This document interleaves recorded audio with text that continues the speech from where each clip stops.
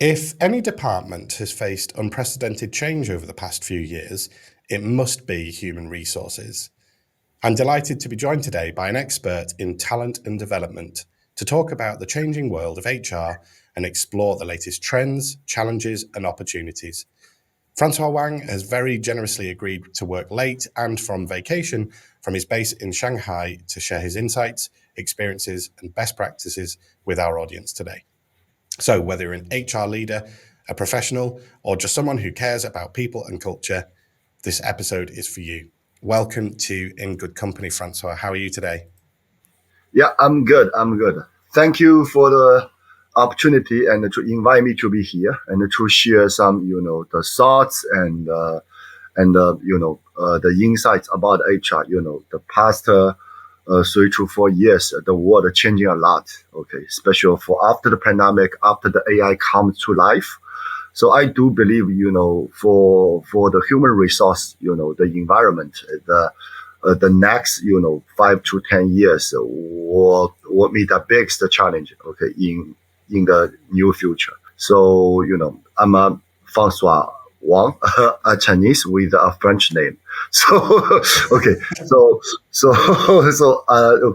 little bit of confusion to the audience. I learned some French, okay, more than 5 years, and after my graduate from the university, then I joined a different company and start from the learning and development part. I serve L'Oreal, Nike, Shiseido, and LVMH, PNC.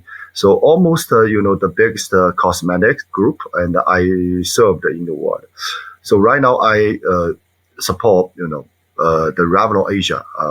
My team was managing all the HR related matter for Revlon Group for Asia. Well, yeah, yes, absolutely. We've got loads to cover in this episode. So, and thank you for your introduction. I think that's given a good insight. I was looking through your LinkedIn profile before we joined this episode, and yeah, absolutely, a fascinating career that's seen you in huge and well-known names throughout the world. So we're very delighted to get your insights today. So yes, as you've mentioned, we are going to be talking about the changing world of HR today, and as we've already discussed, your career has seen you working in the industry for 20 years. And the pandemic brought huge changes to many workplaces. So let's explore what you think are some of the biggest challenges that face HR professionals today, and how do you think they can be addressed? Okay, so the pandemic actually is a change, the people's working behavior. So and especially in Asia a little bit the different compared with the Western side. When we talk about the hybrid working model and flexible the working arrangement, actually that kind of the idea is a start from Western world, from European or from US. But unfortunately, in Asia, that is the hot topic, because we can think about it in Japan, in Korea, okay, in Singapore, okay, those kind of the market, and they keep their old tradition, the working behavior, and that means is the leader they want their people to back to the office, and they need to saw their people. Okay, they feel that is the start the real job, the real days. So and that is the first one, is to the leader side, how to manage their team member, and but they cannot physical touch with them. That is a huge challenge.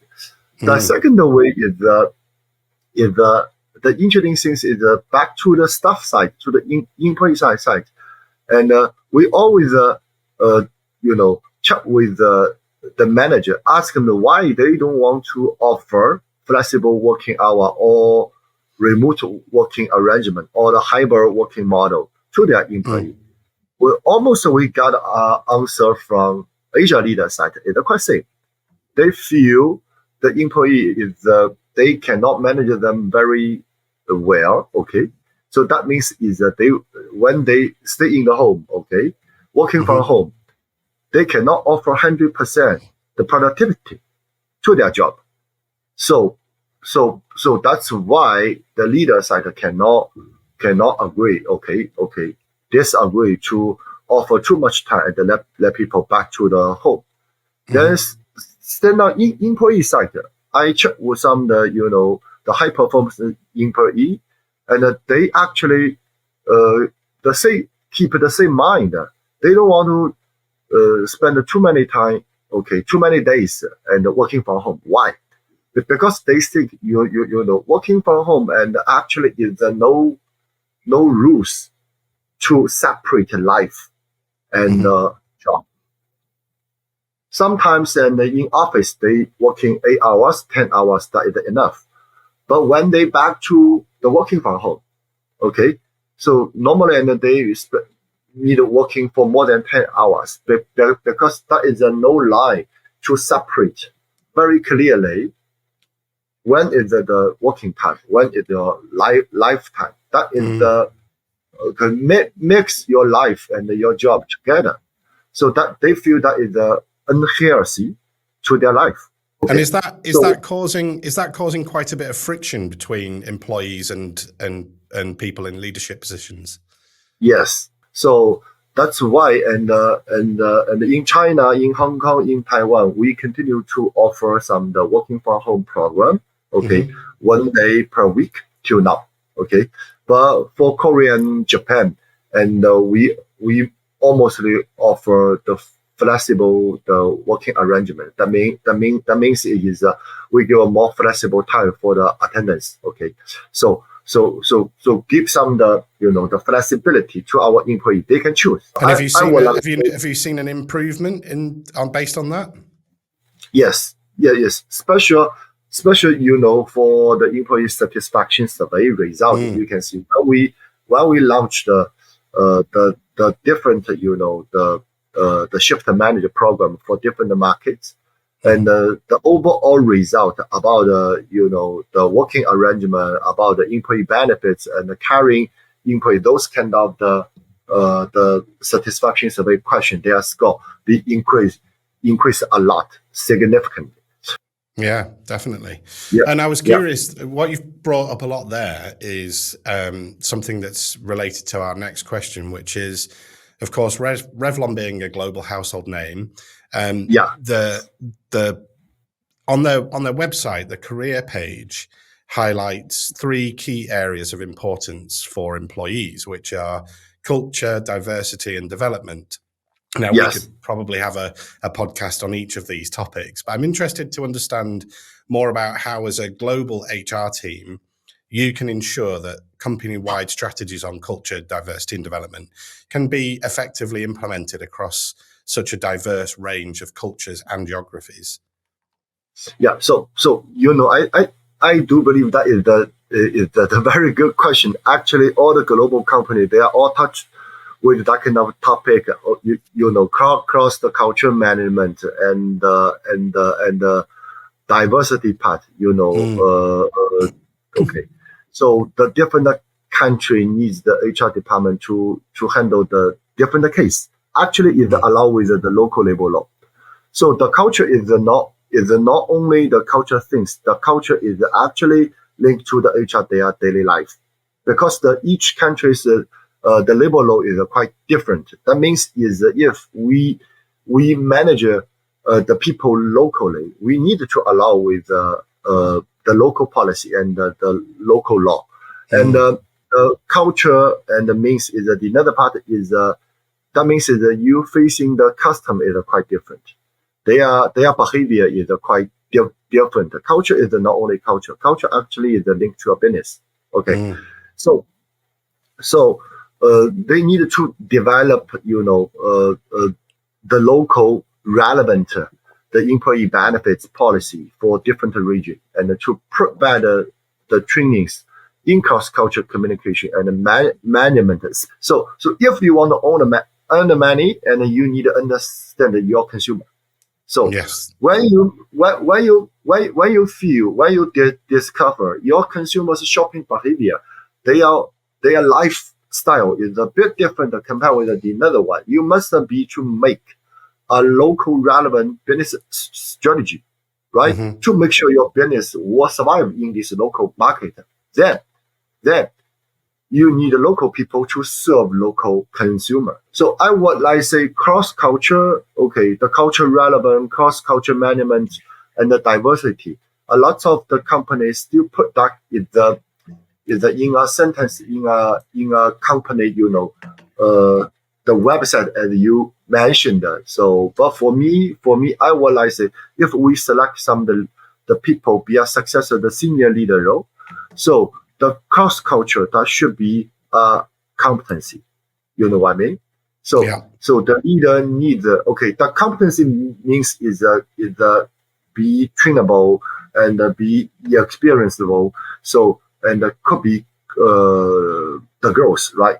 So the cross culture management actually need to be a senior leader core competency. One part of that. Then you can see the leader bring the cross culture mindset and to the local employee. That is quite there's a terminology that goes along with everything that you're saying, which of course yes. is a term I've heard quite a few times recently, which is glocal. So that global overall approach, but with a local focus for when it's appropriate and needed. I think Yeah. that's a really nice way of summarizing everything that you've just said there, because it's such a, as you say, it's such a big thing. I'd like to move on, if I may, to our next question, because of course a big topic at the moment is the role of technology within HR, and specifically AI. AI is one of the biggest things at the moment, and is heard around the world. So what role do you see AI playing in the changing world of HR and talent development? Yeah. So you know what I mean? And AI is wow. I would like say okay. So I 47 years old. Okay. So if in my career journey I would like say the two the very the important the technology changing impact the people's life. One is the computer science. When I graduated from the university, my major actually is the information system management. Okay, it's more related to the IT side. Okay, so that is a change people's life. Yeah, and I would like say another very critical and important time is now. Okay, the AI. So actually, this is the end of an era. Okay, and begin the new era. Okay, the end of era is the computer science. That kind of the journey done, because in the future, no programmer again anymore. Okay. So, but the new era is the AI. AI changed everything. Actually, AI changed everything. Why I mentioned that? Okay. So when I receive your invitation, okay, to attend this program, so to guess what kind of things I do, I actually chat with the chat GPT. So I ask chat GPT, okay, you are 25 years and you experience the HR leader, okay, the global HR leader, and you blah blah. I give some the background to the AI. I let the AI to list down the 10 hot topic in the world linked to the HR side. Then the AI actually lists out every details to me. Then I will, based on that kind of 10, I ask the AI to change, okay, to narrow down to 5 the topic and with some example. And to make sure that every details, okay, it's easily to let people to understand. Then the AI do it again. So for me, the AI is very useful. I will like, and very smart, and we can significantly can see they are grow every day. So only for standard HR point of view, okay, we are consider the cost effectiveness part. So a lot of the job will be replaced by AI. That is definitely no doubt. So maybe you will add on question. So what kind of the type of job will be replaced by AI? I will say, okay, so any job don't need to make judgment call and strategical decision. Those kind of the position all could be replaced by AI. Right now, the start point is the start from what kind of functionality we needed. But in the future, the start point is what kind of the type of the job, okay, we needed in the organization. Okay, then you can see a lot of the searching and the data analyze and the offer report. Okay, a lot of those kind of the job will be replaced by AI.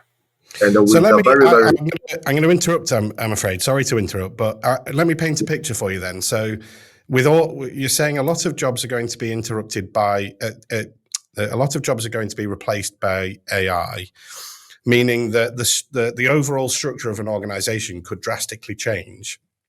Yes. Meaning that presumably a human resources department could change significantly as well. So is the I suppose the blunt question is, are you concerned about the future of human resources when it comes to AI? Not really, I would like say, when the AI, AI, the one thing is that AI cannot do right now. Okay. Or I would like say that we cannot, the observe, and the AI in the future can do is make the decision. You know what I mean? So the decision making power that's still in people's hands. It's not in AI's hands. That is the character, the organization. That is the character word, and to give the authority to the people. So for me, and for human resource word, some decision make related job that still were handled by people, by men. Is not AI. The what kind of things AI can do? AI can provide the thousand of the reality and analyze the result to the people. Let them make a decision quickly, easily. So that is the AI can do. But right now, a lot of those kind of job actually the people do. So those kind of job were disappeared and replaced by AI. But decision making job and still made by people. By people. So actually, that is not only impact one function. Whatever sales, marketing, HR, supply chain. Actually, every function they have some job is do some the fundamental jobs and do some data analyze and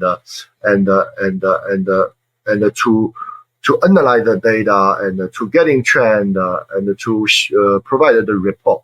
So every function has that kind of related jobs. So those kind of job all be danger. Then the decision making job still be there. So for the human resource side, I think it's the two different challenges. The first one, what kind of the job in human resource world will be replaced by AI? That is the first challenge and to every HR leader in the world. CMB, training, or employee relations, or recruitment.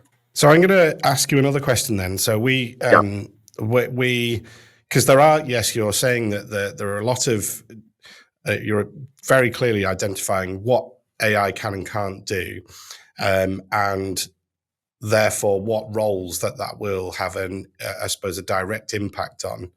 I suppose for us, and I could said clearly behind me here, we are very much a human organization, and therefore we see that, and we're seeing an upward trend in the human-centered organization where maybe AI will be adopted less. I suppose AI is not going anywhere. I think AI has been around for a lot longer than we sometimes think. It's just this acceleration, in particular, in the development of what AI can do, and as you've identified. But I suppose what I'm curious to learn a bit more about is if organizations become less human as due to the adoption of AI, where does that leave human resources as a function? That's what I'm curious to kind of get from you. Yes. Yeah, I think you mentioned it's a very good, the environment in the future. So if in a big company with a small population of the men, I mean the real people in the organization, do we still need to keep HR functionality? Because and in human resource world, the formula is quite simple. The one human resource guys and the support how many people. So whatever your company's business, how big? Okay, right now we can see some of the small company, but they are a lot of the money. Okay, but they may be 50 to 100 people, but their stock value is very very high. And do they need to keep a very huge human resource team? Definitely not. Okay, the formula never change.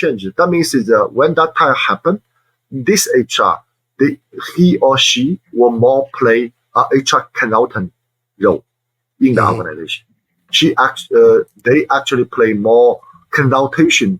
Okay, be a core competency to them. They may be the generalist, know everything and can do everything, can leverage everything outside of the company, but they are consultant.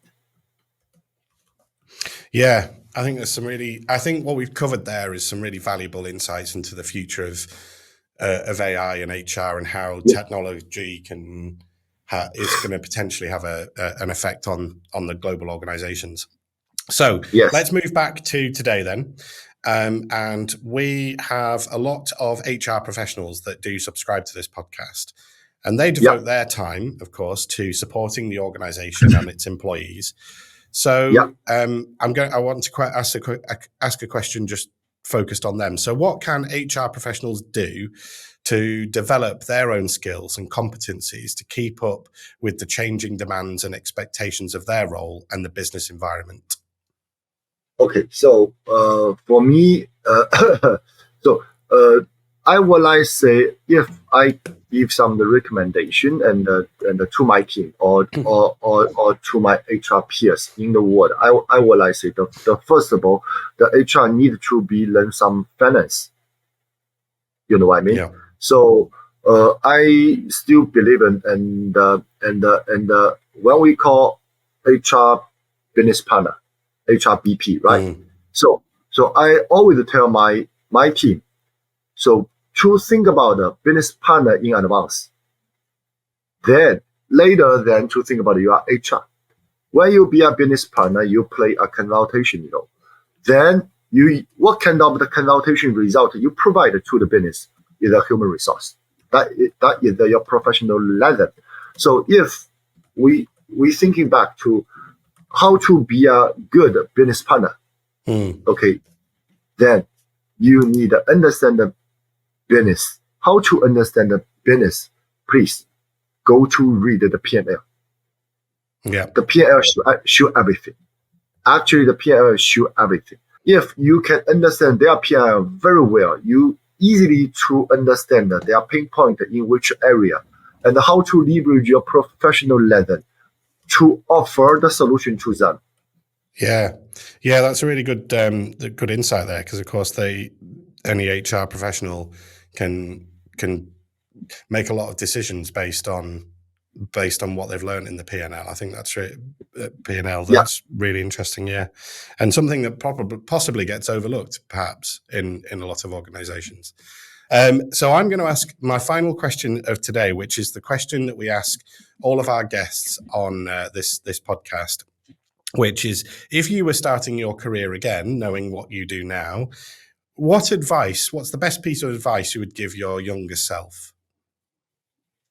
Okay, so the one sentence to the youngest me is is don't worry, okay, and don't worry. The final result is what does it looks like, and go ahead, do first.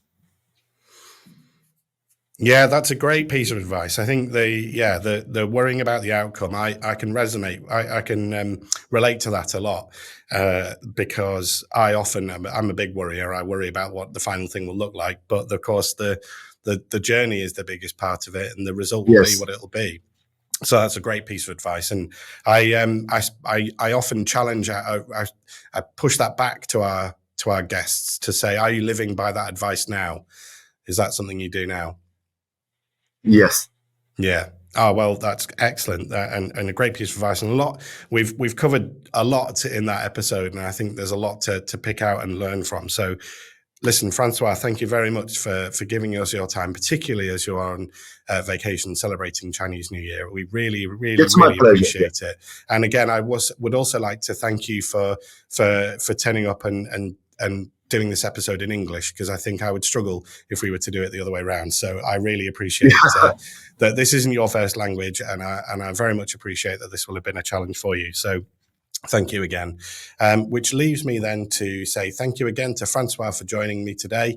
And if you would like to find out anything more about either myself or Francois, then please see the links in the description to our LinkedIn profiles. And of course, if you'd like to find out more about Impact, then please do see the link in the description. And of course, lastly, if you haven't yet, then please go back and look at our back catalogue of podcast episodes. And we've got loads more content for you to view on our YouTube channel.